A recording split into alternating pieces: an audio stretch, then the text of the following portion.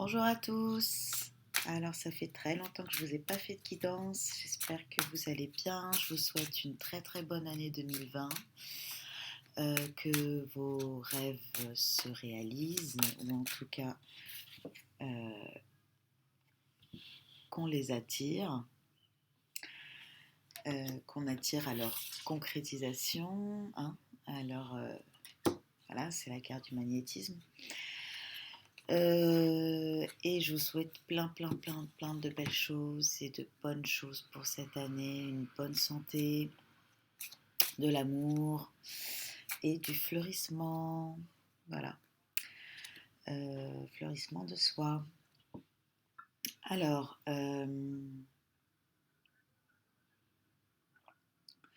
ça fait quand même quelques temps que j'ai pas fait de guidance. Donc je vais me laisser un petit peu. Là, je vais le faire en intuitif. Je vais pas particulièrement suivre une technique particulière.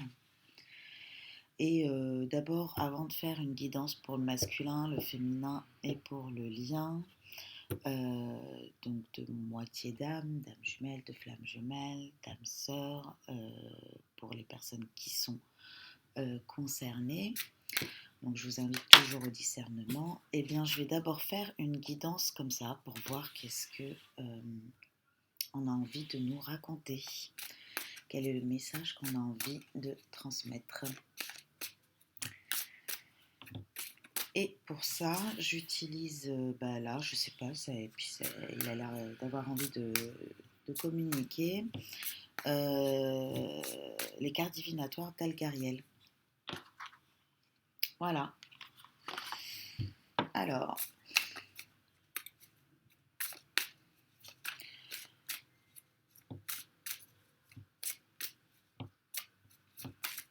bon, alors, je me souviens plus toujours des noms des cartes divinatoires d'Algariel. En général, quand même, ça y est, le sens, j'y suis. Ensemble. Ok. Euh, Donc, mais de toute façon, comme c'est une guidance intuitive, donc je vais y aller avec les premières impressions, les premiers mots, hein, qui me, qui me viennent. Et puis bon, si j'ai besoin voilà, si j'ai besoin d'un complément d'information, j'ai regardé les infos. Donc là, on a la carte du magnétisme, hein. Euh, alors, c'est aussi la carte du guide spirituel, c'est aussi la carte de trouver aussi euh, de trouver son chemin, sa place, d'attirer. En fait, là, on est vraiment sur une carte extrêmement forte spirituellement parlant, euh, dans laquelle on a une sorte de reliance, hein, avec les mondes subtils dans lequel on va attirer ce qu'on vibre, on va attirer ce qui nous convient, on va, voilà, en se dirigeant, c'est ainsi qu'on se dirige, on est attiré par ce nous est destiné et c'est ainsi qu'on se dirige vers notre chemin de vie, notre chemin d'âme. Un peu cette idée-là. Pour le moment, c'est l'idée qu'elle me suggère. Hein, on attire ce qu'on vibre, c'est magnétique, voilà, ce magnétisme. Donc un peu aussi notre manière de façonner notre vie. Non, peut-être que ce sera une guidance là-dessus. Avec la chouette, on a, pour moi, c'est l'idée de la sagesse, de la connaissance, mais c'est aussi, euh, comment dire, de la connaissance des choses un peu obscures, c'est des choses un peu invisibles qu'on ne voyait pas, qui étaient cachées et qui tout d'un coup sont exprimées de manière plus consciente, sont une meilleure clairvoyance dessus, hein. Donc des choses qui étaient peut-être latentes, qui étaient en attente et tout d'un coup on arrive à mettre la lumière dessus, hein. C'est aussi la connaissance, c'est aussi hein, la chouette, le hibou, c'est aussi la sagesse, la connaissance. Donc un peu cette idée de euh, prendre conscience et mettre en lumière euh, des choses. Voilà. Avec la fleur, on a ça, c'est donc la carte de la guérison, de la santé.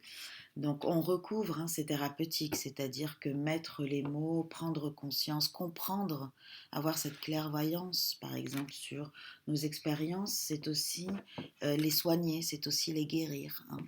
C'est aussi en prendre soin, les laisser s'exprimer pour qu'elles puissent se libérer et dégager, se dégager euh, d'énergie plus sombre, plus cachée, plus, comment dire, en background, quoi, un peu en... Voilà. Alors, donc, celles-là, les trois sont tombées en même temps. Donc, on a la corde, la clé et la balance, l'équilibre, mais qui est quand même avec l'épée qui nous indique vraiment... là, on est dans le monde de la raison, le monde, pour moi, hein, donc peut-être dans l'équilibre du mental, c'est-à-dire que, et à l'équilibre du mental dans le sens où euh, on lui a trouvé sa place, hein, il n'est ni débordant, ni, ni pas assez, qui fait qu'on n'est pas du tout ancré sur Terre non plus. Donc c'est quand même un mental qui est en équilibre, qui est à sa place, qui nous permet euh, d'être à la fois ancré sur Terre sans pour autant nous empêcher, nous freiner ou nous restreindre euh, dans notre développement, dans notre avancée, dans notre chemin de vie. Voilà. Et dans les expériences qu'on doit vivre. Avec la clé, alors la corde, hein, je vais quand même regarder la corde.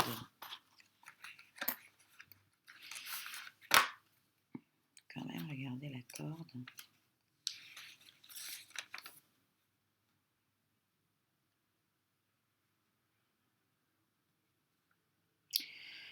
Les liens spirituels ou physiques, le besoin, l'aide, l'instabilité. Bon, ok. Bon, là, je pense que les trois en même temps, c'est-à-dire qu'en fait, on a trouvé là, avec cette guérison, cette clairvoyance, hein, cette attraction, ce magnétisme, on attire ce qu'on vibre. Et justement, on a mis peut-être le doigt dessus. On a compris ce qui n'allait pas, ce qui ne convenait pas. On a transformé, hein, guéri. On a transformé cette énergie peut-être un peu plus sombre dans le sens où elle nous mettait dans des états d'âme, de tristesse, de colère, de préoccupation, d'angoisse, de choses un peu sombres dans ce sens-là, quoi. Euh, et bah justement, on nous dit que là, en fait, on a la clé, hein, il y a cette clé sur cette instabilité, sur ce doute, par exemple, hein, on ne sait pas si sur les doutes, sur les questionnements, sur la remise en question tout le temps, que ça soit de soi, que ça soit de l'autre, que ça soit de notre vie, que ça soit voilà ce manque de confiance, hein. On a cette clé-là sur cette instabilité-là. Et on nous dit que cette clé-là, nous permet en fait de trouver la place du mental, de le remettre à sa place. Voilà, encore une fois, ni débordant, parce que quand il est débordant, il nous empêche de vivre ce que nous avons à vivre pleinement.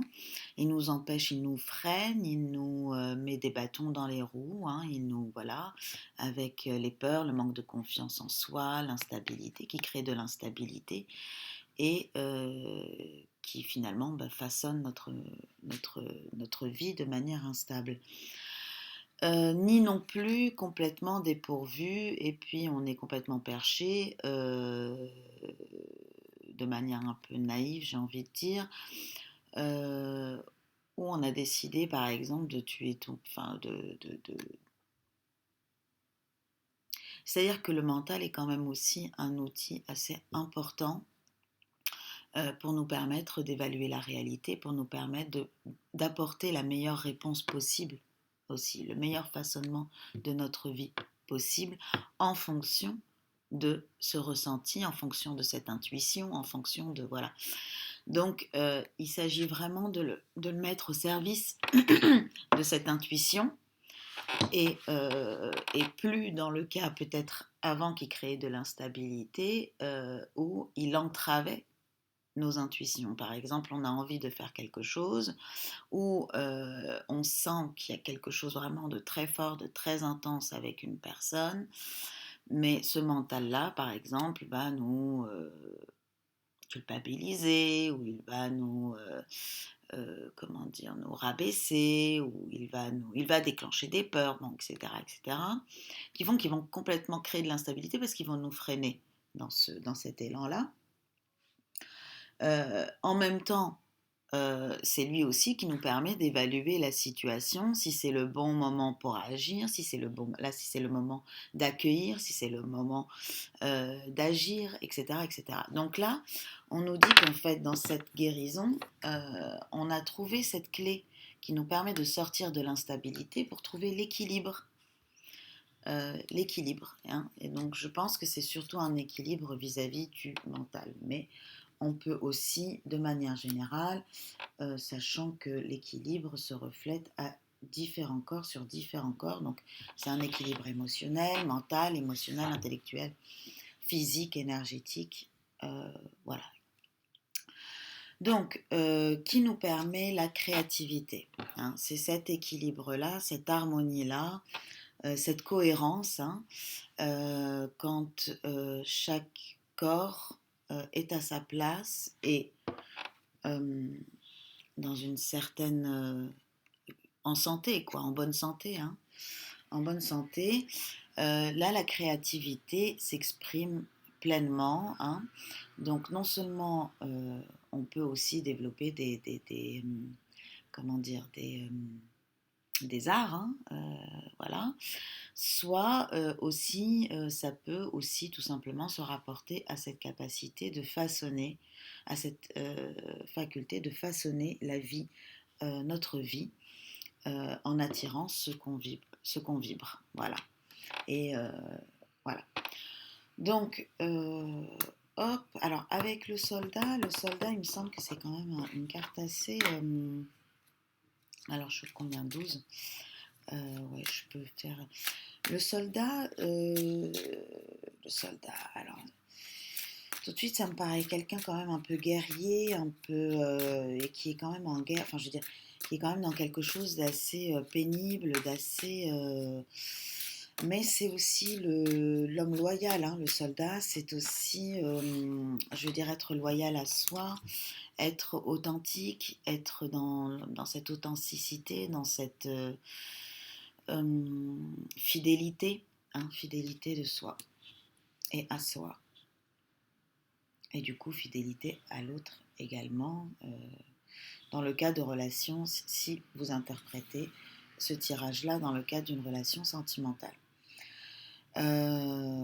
Mais en tout cas, là, on est vraiment plutôt dans un... Parce que le soldat, c'est aussi fidèle à la patrie. Je veux dire, c'est fidèle à ses convictions, fidèle à soi, fidèle à... Comment dire, il trouve son juste, euh, son authenticité, la loyauté, hein, dans le sens de la loyauté, hein, bien sûr, la loyauté à soi. Pas ceux qui sont brigadés de force ou de manière obligatoire, évidemment. Du coup, mais aussi à la patrie, donc aussi envers l'autre. C'est pour ça que je l'ai interprété aussi envers l'autre. Mais voilà, donc avant tout envers soi, être honnête avec soi-même, hein, être loyal envers soi-même, ne pas faire quelque chose qui ne nous convient pas. Voilà, ne faire que des choses qui nous conviennent. Voilà, faire attention aussi à ses paroles, c'est-à-dire être authentique, c'est être à l'image de ce que profondément vous avez envie, de la manière d'être, votre savoir-être. Voilà. Euh,